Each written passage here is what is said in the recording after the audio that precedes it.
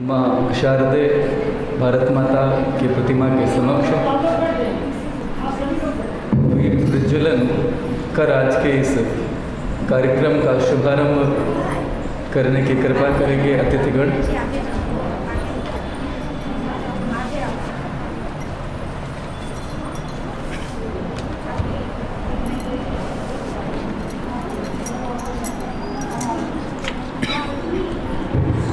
सर्वप्रथम माँ शारदे को नमन।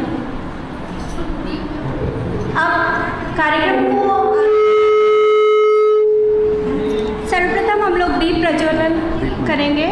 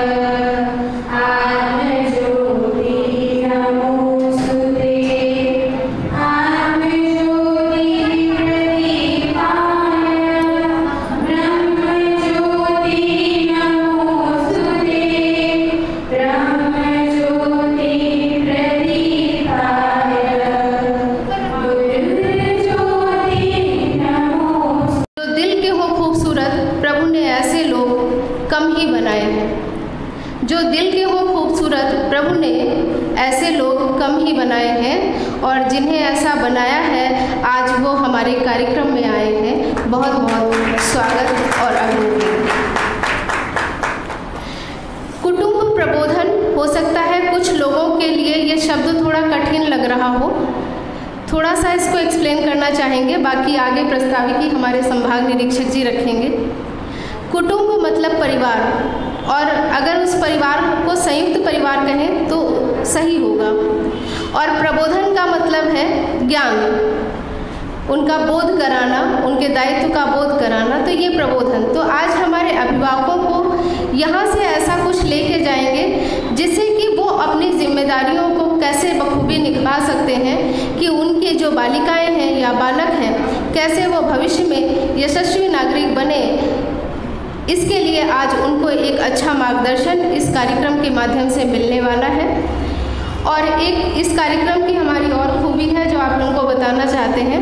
आज का ये कार्यक्रम हमारी मातृभारती की जो बहनें हैं उन्होंने ही मिल के तैयार करा है। जो यहाँ संचालन कर रही है ये भी हमारी मातृभारती की जो है मंत्री हैं, और जो बहनें हैं जो इस कार्यक्रम को बोझिल ना हो सके, केवल उद्बोधन ही उद्बोधन ना हो तो बीच में एक दो कविता या गीत या एक प्ले ऐसा एक रखा गया है, वो भी हमारी मातृभारती की बहनों ने ही तैयार किया है। पिछले एक सप्ताह से ये नियमित विद्यालय आ रही हैं और अभ्यास अपना कर रही है, इसलिए इनके उत्साहवर्धन के लिए आप सभी की एक बार तालियां अपेक्षित हैं। एक बार पुनः आए हुए सभी लोगों का इस हॉल में बहुत बहुत स्वागत और अभिनंदन। धन्यवाद।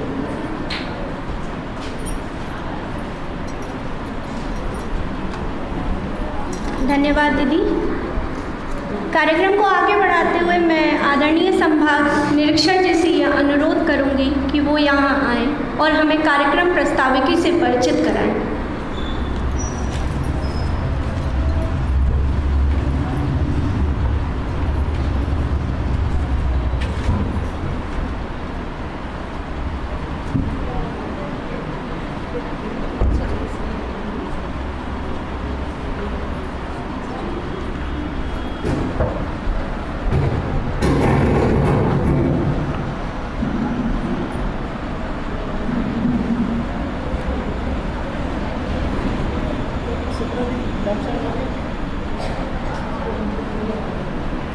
परम वंदनीय माँ शारदे, आज के इस कार्यक्रम की अध्यक्षता कर रही आदरणीय बहन जी,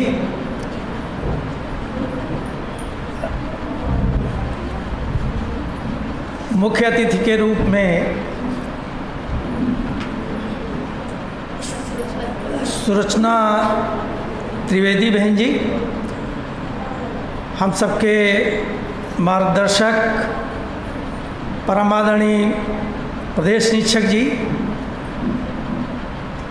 मातृभारती की प्रांत प्रमुख आदरणीय बहन जी, शिशु वाटिका की प्रांत प्रमुख आदरणीय हीरा सिंह बहन जी, शिशु मंदिर के प्रधानाचार्य जी और इस विद्यालय की प्रधानाचार्य बहन,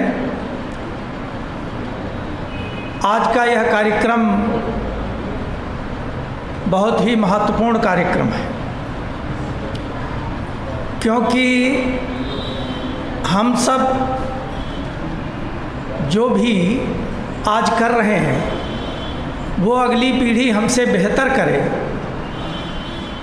इसकी जिम्मेदारी भी परिवार की ही बनती है।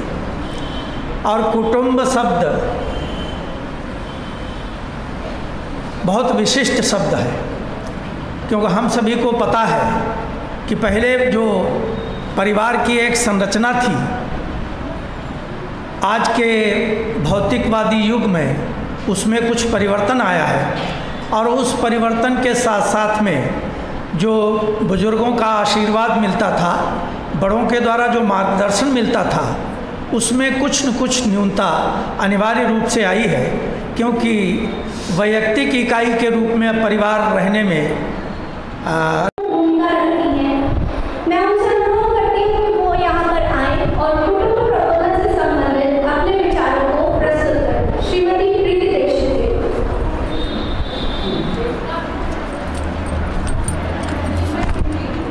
सर्वप्रथम माँ शारदे को नमन, तत्पश्चात यहाँ उपस्थित सभी आदरणीय जनों को नमन, और इसके तत्पश्चात सभी मातृशक्तियों को, मातृभारती के सदस्यों को नमन करती हूँ, और यहाँ उपस्थित सभी बच्चों के उज्जवल भविष्य की कामना करते हुए अपनी बात को कुछ संक्षिप्त रूप में प्रस्तुत करना चाहूँगी। जैसा कि हम सब जानते हैं कि हम सभी यहाँ आज कुटुंब प्रबोधन कार्यक्रम में इकट्ठे हुए हैं। इसके लिए सबसे पहले कुटुंब प्रबोधन को समझना होगा। जैसा कि गुरु जी ने बताया कि कुटुंब पर अर्थात हमारा परिवार, तो परिवार असीमित होता है। यह हमारे ऊपर निर्भर करता है कि हम कुटुंब को सीमित करना चाहते हैं, असीमित करना चाहते हैं। इसके लिए हमें आज के समय में अपनी भावी पीढ़ी को जागरूक करना होगा, अर्थात उसको प्रबोधित करना होगा। इसीलिए हम कुटुंब प्रबोधन को अपने बच्चों को कैसे समझाएं, ये चीज़ हमें आज स्वयं पहले अपने आप में समझनी होगी। जैसा कि हम जानते हैं कि हमारी हिंदू संस्कृति सनातन है। सनातन का अर्थ है शाश्वत, अर्थात सदा रहने वाला, कभी ना समाप्त होने वाला। इसी प्रकार हम सभी जैसे देखते सुनते हुए बड़े हुए हैं कि प्राचीन काल में कुटुंब व्यवस्था का बहुत महत्व होता था, और आज भी होना चाहिए। प्राचीन जीवन में जैसे परिवार की मूलभूत इकाई कुटुंब स्वयं होता था कि उसके सभी सदस्य हैं, वो हमारे प्रत्येक सदस्य का महत्व होता था, और प्रति सदस्य को जुड़ के एक छोटा परिवार, छोटे से बड़ा परिवार, सब एक कुटुंब में रहते थे, एक दूसरे के मूल्यों को समझते थे, आदर करते थे, सम्मान करते थे, क्योंकि यही मनुष्य के जीवन के उत्कर्ष का श्रेष्ठ माध्यम है। यही परिवार हमारे मनुष्य जीवन की, मानव जीवन की प्रथम पाठशाला है, और इसी तरह कुटुंब से कुटुंब जुड़ते हुए समाज का निर्माण होता है। यदि हमारा स्वयं का कुटुंब अच्छा होगा, अच्छे संस्कारों और मूल्यों को प्रबोधित करने वाला होगा, तो हमारा समाज स्वयं जागरूक होगा। सब पहले पारिवारिक मूल्यों का महत्व होता था, जो आजकल के समय में धीरे धीरे समाप्त होता जा रहा है। लोग एक घर में रहते हैं, परंतु एक साथ बैठते नहीं हैं, एक दूसरे के लिए समय नहीं निकाल पाते हैं, रिश्तों के मूल्य घट रहे हैं, बच्चे पश्चिमी सभ्यता की ओर आकर्षित हो रहे हैं, कोई किसी की बात नहीं मानना चाहता। परिवार, जबकि हमें बच्चों को ये समझाना होगा कि हमारे परिवार के जो मूल्य हैं, हमारे संस्कार जो हैं, जो हमें हमारे माता पिता से, उनको उनके माता पिता से मिले हैं, हमें उन्हें ही आगे बढ़ाना है। क्योंकि हम बच्चों को अपनी साधारण भाषा में ये समझा सकते हैं इस बात को कि यदि हम अपने संस्कारों और मूल्यों को नहीं समझेंगे, नहीं अपनाएंगे, तो उनको आगे समाज में एक दिशा में कैसे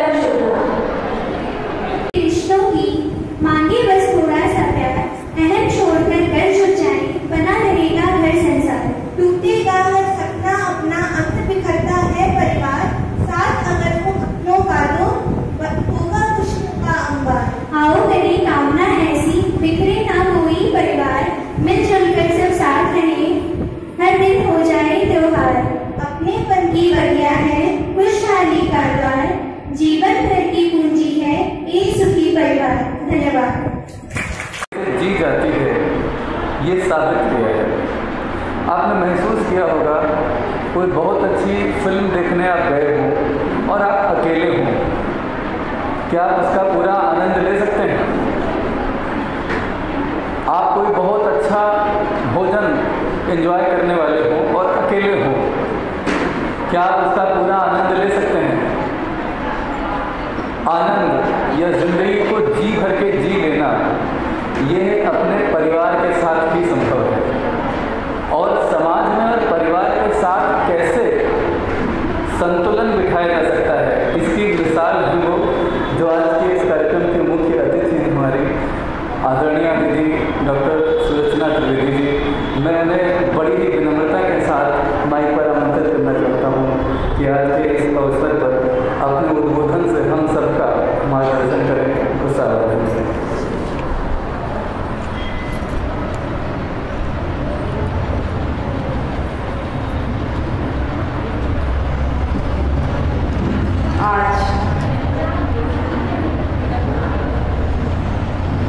सनातन धर्म सरस्वती बालिका इंटर कॉलेज के इस पवित्र सभागार में हमारी भारतीयता से ओतप्रोत इस कुटुंब प्रबोधन के सम्मेलन के पर्व पर कार्यक्रम अध्यक्ष के रूप में मंच पर विराजमान माननीय प्रदेश अध्यक्ष अवध प्रांत महोदय, सीतापुर के संभाग निरीक्षक महोदय जो माननीय अतिथि के रूप में सुशोभित हैं, साथ में इस विद्यालय प्रबंधन की अध्यक्ष श्रीमती रश्मि वाजपेयी जी और इस समग्र कार्यक्रम की सूत्रधार अपने वैदुष्य के साथ, अपने विनम्र स्वभाव से सभी को प्रभावित करने वाली, दत्तचित्त भाव से अपने विद्यालय के लिए समर्पित और अहर्निश निरंतर कुछ ऐसा करने की इच्छा शक्ति से समन्वित, जिससे कि कोई कार्यक्रम केवल कार्यक्रम बनकर न रह जाए, बल्कि वह अपने प्रयोजन में 100% सिद्धि को प्राप्त करे। ऐसी इस विद्यालय की आदरणीय प्रधानाचार्य श्रीमती शिप्रा वाजपेयी जी मंच के सम्मुख विराजमान, जैसा कि मुझे ज्ञात कराया गया कि इस कार्यक्रम के संयोजक में अपना सहयोग देने वाली मातृभारती संस्था की समस्त सदस्यगण, अन्य विद्यालयों से आए हुए शिक्षकगण, शिक्षिकाएं और सभागार में इस विद्यालय की छात्राएं ही नहीं, अपितु उनके कुटुंब के सदस्यगण सभी को मैं अपने हृदय के अंतरतम से सादर अभिवादन समर्पित करती हूँ। आज जो विषय दिया गया, सदैव की भांति मैं लोभ संवरण नहीं कर पाती। जब जब मुझे इस विद्यालय में आने का सुअवसर मिलता है, मैं हर सभा में आने पर यह बात साझा करती हूँ और आज भी इसको पूरी विनम्रता के साथ साझा कर रही हूँ कि कार्यक्रमों में जाने का अवसर तो लगभग प्रति सप्ताह प्राप्त होता है, लेकिन जिस आनंद की बात श्री संचालक महोदय हमारे अनुजवर्य कर रहे थे, वो आनंद की प्राप्ति कहाँ होती है? तो मुझे तो कम से कम इस विद्यालय में ही होती है।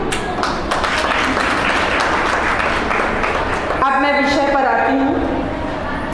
आज का विषय कोई बहुत कठिन भी नहीं है, हम सबसे जुड़ा हुआ विषय, हम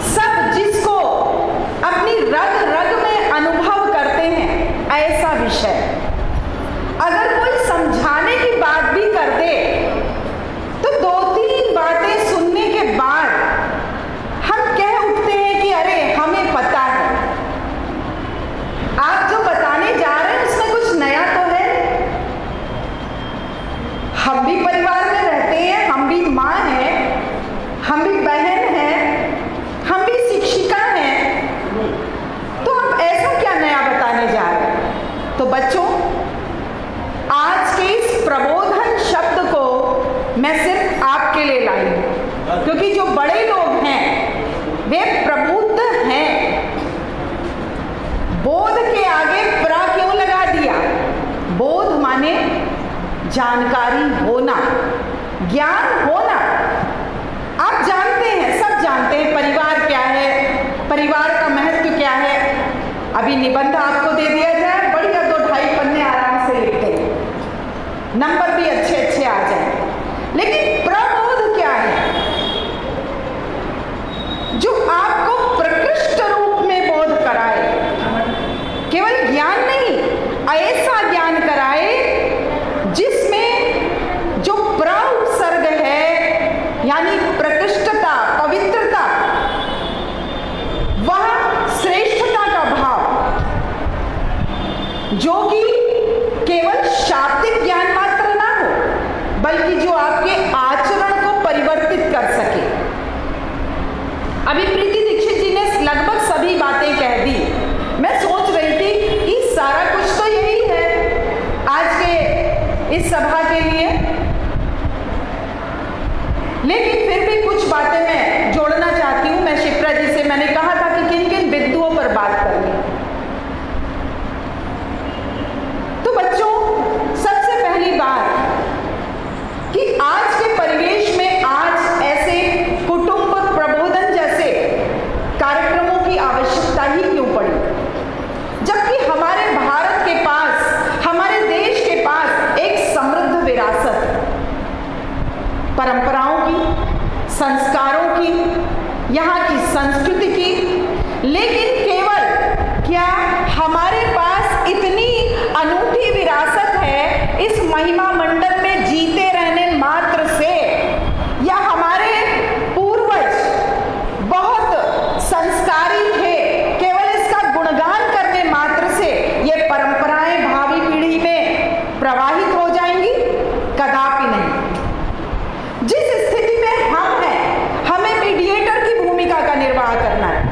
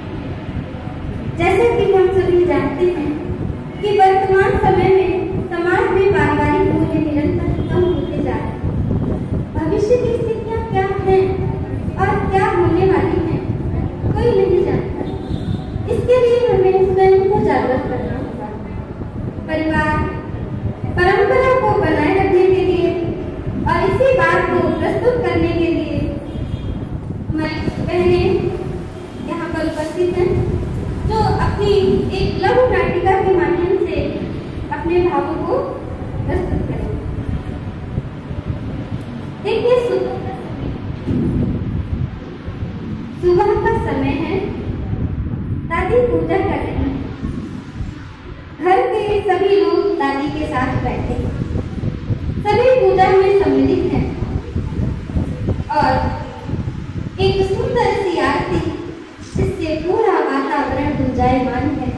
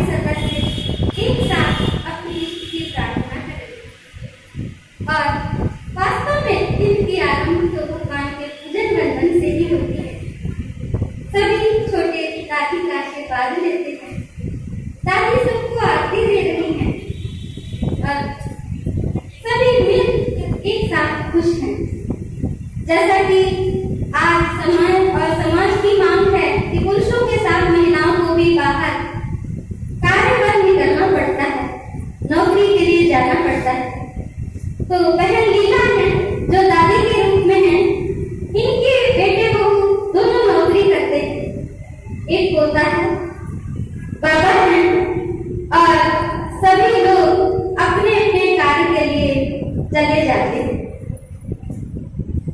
अब समय बीतता है, ये तो सुबह की शुरुआत थी, दोपहर होने को आई है और दोपहर में बाबा दादी दोनों साथ साथ बैठे बातें कर रहे हैं। दोनों लोग अपने अपने परिवार और बच्चों की सफलता के लिए कामना करते हुए दोनों ही बहुत खुश हैं। बच्चा इसी समय विद्यालय से वापस आता है और आने के बाद में वो दादी से बड़े ही प्यार से लिपट जाता है। दादी बहुत खुश है पोते को गले लगाकर, कहते हैं बेटा कैसा रहा आज का दिन, खाना खाया था?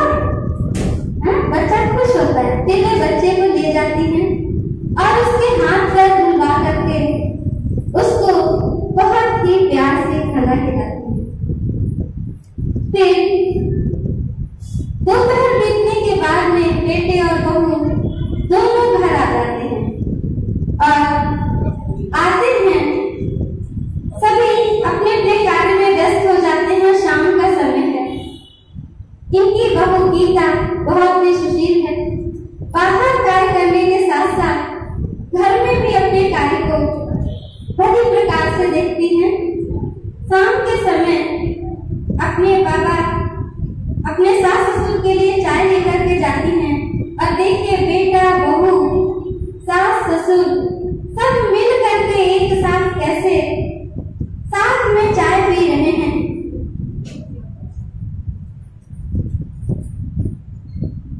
और देखिए आदर्श भी माँ के पास बैठा है। क्या है पारिवारिक सुख समृद्धि से भरा वातावरण है। तो ये तो आपने एक ऐसा परिवार देखा जहाँ पर सभी मिलजुल करके रहते हैं।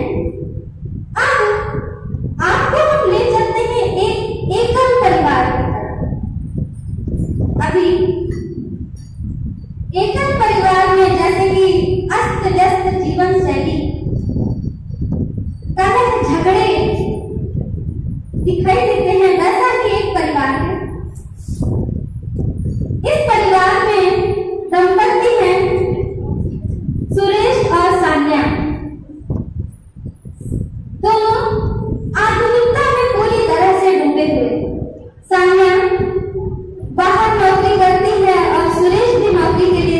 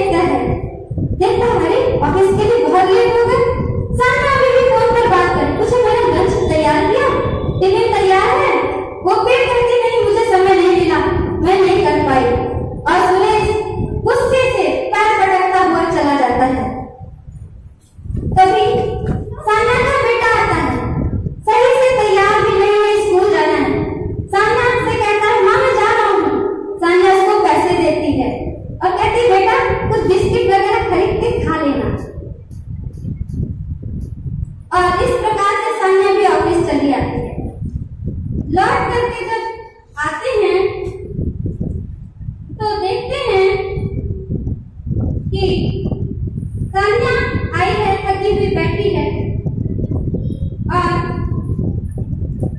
बच्चा भी स्कूल से आया है। बच्चा स्कूल से आते ही बैग को किनारे डाल देता है, इधर उधर सामान को अपने फेंक देता है, चिप्स खा रहा है और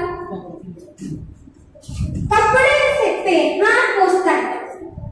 हाँ, कपड़े पे ऐसे ही पोंछ लेता है, ऐसे ही बैग फेंक देता है। तभी सुरेश वापस आता है और अपनी पत्नी सानिया से कहता है, सुनो, मैं तुम्हें एक बहुत अच्छी बात बताना चाहता हूँ। सानिया बहुत खुश हो जाती है, फिर वो उसे मनाता है, समझाता है, क्योंकि दोनों में सुबह झगड़ा हुआ था। कहता है, सुनो, मैं बहुत अच्छी बात बताना चाह रहा हूँ। सानिया सुनती है। सानिया कहती है, अच्छा बताओ, क्या बात है? कहता, अरे पता है, माँ आ रही है। अब पता है, माँ हम लोगों के साथ रहेगी। सानिया इस बात से नाराज, अरे माँ को अपने साथ कैसे रखेंगे? मेरे से अपनी ही जिम्मेदारियां हैं, बच्चा है, अपना तो हम कर नहीं पाते हैं, माँ की जिम्मेदारी कैसे उठाएंगे? और दोनों में फिर बहस शुरू हो जाती है और एक बड़े झगड़े का रूप ले लेती है।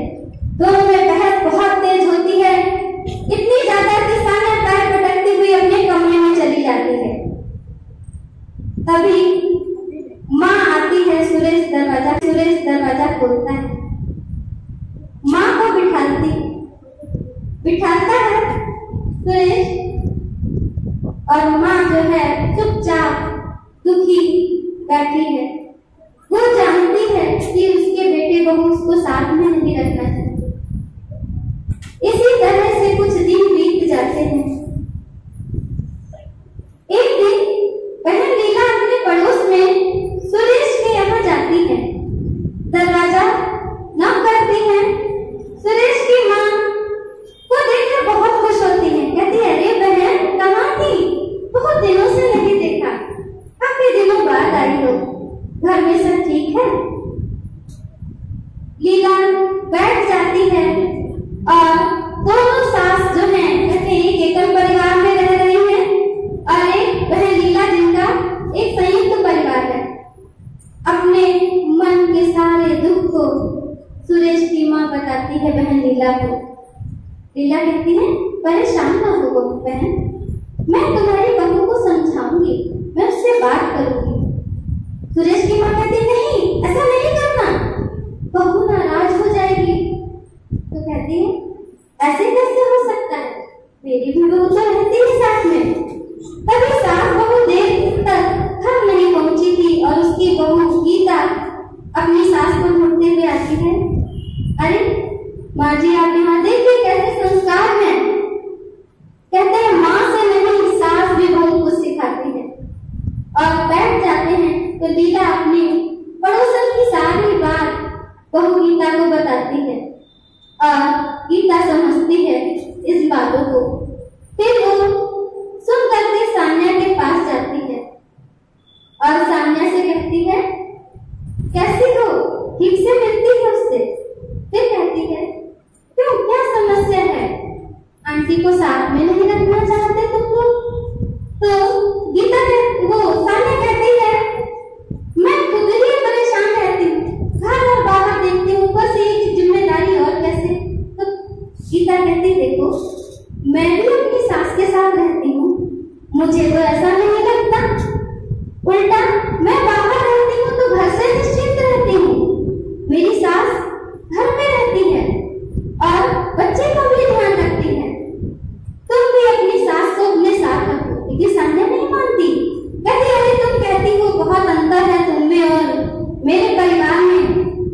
तब गीता समझाती कि देखो सानिया, एक दिन तुम भी बूढ़ी होगी, आगे आने वाला समय तुम्हारे आगे भी यही है। आज तुम अपनी सास को अपने साथ नहीं रखोगी, कल को तुम्हारा बेटा भी तुम्हें अपने साथ नहीं रखेगा और सास तो तुम्हारी सास तो बेटी के घर में काट देगी। क्योंकि सुरेश की माँ अपनी बेटी के पास इतने दिनों से थी, दामाद के यहाँ संकोच लगता है, सो बेटे बहू के पास वापस आते हैं। उधर गीता कहती है, अगर तुम नहीं मानती तो ठीक है, सास को वृद्धाश्रम भेजना चाहती हो, एक अपने लिए भी सीट वहां पर बुक करा ले, अपना भी रजिस्ट्रेशन आज से ही करा लेना। पता नहीं तुम्हारा समय आने तक तुमको वहां भी जगह मिलेगी कि नहीं। सान्या इन बातों से बहुत परेशान होती है, सोचती है कि गीता सही कह रही है, और उसे एहसास होता है कि हाँ, क्योंकि आज मैं वो अपना कल भूल गई थी, इसलिए वो अपने आती है सास के पास में और माफी मांगती है। कहती, माँ मैं गलत भटक गई थी, मुझे माफ कर दो, मेरी भी तो माँ है। उधर सुरेश जब पत्नी को अपनी माँ से लिपटता देखता है तो बहुत खुश हो जाता है और कहता है, देखिए नाराजगी यहीं पे थी माँ को रखने में, और देखिए कैसा एक परिवार फिर से मिल जाता है। उधर आप देखिए यहाँ पर मंच पर सभी सीधी पंक्ति में देखिए कैसा एक परिवार है, और कहते हैं जहाँ एक संयुक्त परिवार है, आसपास का वातावरण महकता है। कैसे भजन लीला ने अपने परिवार को एक साथ रखा ही, पड़ोस के भी परिवार को एक कर दिया। तो ये आज एक समाज का सत्य है, ये नाटिका नहीं, ये समाज का सत्य है, ऐसा ही हो रहा है। तो यहाँ से एक प्रश्न उठता है कि हमें आने वाले समय में क्या करना है, क्योंकि हमारा कल आज पर निर्भर करता है। अगर हम अपने बड़ों को आज सम्मान नहीं देंगे तो हमारे बच्चे हमें नहीं देंगे। और इसके साथ मैं इस कथा में जो बाबा की भूमिका में है दादाजी, उनको माइक देती हूँ कि वे अपने विचार आपको कुछ बताएं। यहाँ पर एक बहुत छोटी सी प्रस्तुति की गई कि एक संयुक्त परिवार और एकांकी परिवार में क्या क्या समस्याएं आती हैं जब हम अलग होते हैं अपने परिवार से और अपने बड़ों से, तो हमें कैसे सब चीजें, कैसे सब मुश्किलों को फेस करना होता है कि कैसे बच्चों को संभालें और कैसे बाहर काम करें। लेकिन अगर हमारा बड़ा कोई हमारे साथ में होता है, उसका आशीर्वाद, उसका साथ हमारे साथ में होता है, तो हमारी बहुत सी समस्याएं ऐसे सुलझ जाती हैं कि जैसे हमें पता ही नहीं चलता। ब्रिटेन में एक कार्यक्रम हुआ हिंदू स्वयंसेवक संघ का, तो वहाँ की रानी से पूछा, बातचीत करी गई, तो मुख्य अतिथि थी उस कार्यक्रम के, तो उन्होंने कहा कि यदि स्वर्ग देखना है तो भारत जाइए। क्यों? भारत में संयुक्त परिवार है, का रहीम उत्तम प्रकृति, का कर सके चंदन विष व्यापक नहीं। हमारा परिवार है, उसका जो वातावरण है, उस वातावरण की अभी चर्चा हुई है। अब जब वातावरण का विषय आता है, यहाँ माताएं बहनें बैठी हैं, हो सकता है मेरे शब्द कहीं किसी पर लागू नहीं होते हैं, लेकिन चूंकि ये कार्यक्रम है कुटुंब प्रबोधन का, कुटुंब माने परिवार अभी परिभाषा हुई है, प्रबोधन माने बोध कराना, ज्ञान कराना, किसी चीज को जानना और जान करके जीवन में उतारना, ये प्रबोधन है। ज्ञान और संस्कार दो चीजें हैं। ज्ञान किताबों से मिलता है, पुस्तकों से मिलेगा, लेकिन जो संस्कार है, जो व्यवहारिक शिक्षा है, वो परिवार से मिलती है। अगर परिवार में ये कहा जाएगा, किसी ने बैल बजाई, घंटी बजाई और पिता अपने बेटे से कहता है कि बता दो घर से बाहर है, और वो अबोध बालक बाहर आता है और कहता है अंकल जी पापा ने ये कहा है कि बता दो पापा बाहर है, तो व्यवहारिक शिक्षा क्या है? और जिस वातावरण की बात करते हैं, जिस हम घर में रहते हैं, वो हमारा घर किस प्रकार का है? वो मेरा घर अपना मंदिर है या नहीं है?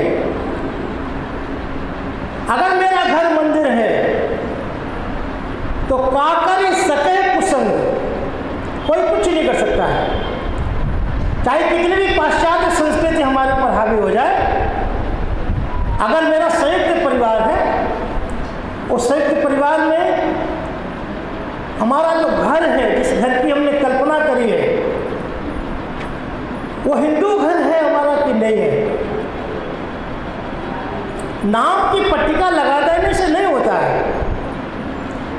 जो हमारे मान बिंदु हैं उनका सम्मान उस घर में है या नहीं है। सायंकाल का भजन एक साथ होता है कि नहीं। सामान्य सी आरती है ओम जय जगदीश हरे, और इस आरती में ये भी